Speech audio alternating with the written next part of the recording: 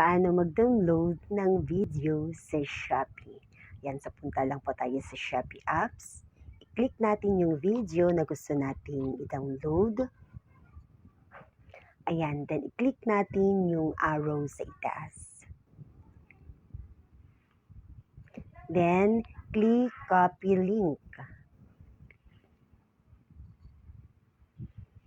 Pagkatapos, punta tayo sa Google Chrome, then i-paste natin yung link na nakopy natin din sa Shopee video.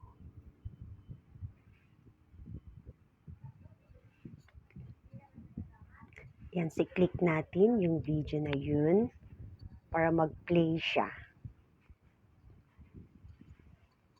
Okay, so kapag nag-play na yung video, tingnan natin yung tatlong dot dun sa ibaba. Ayan, i-click natin yung tatlong dot sa ibaba para lalabas yung download. Then, i-click natin yung download. Ayan, so ongoing na pong nagda-download yung video na galing si Shopee app. Ayan, so kapag may check na, ibig sabihin na download na yung video. Ayan, so ganun lang po kadaling mag-download ng video galing si Shopee. Ayan, thank you for watching. God bless.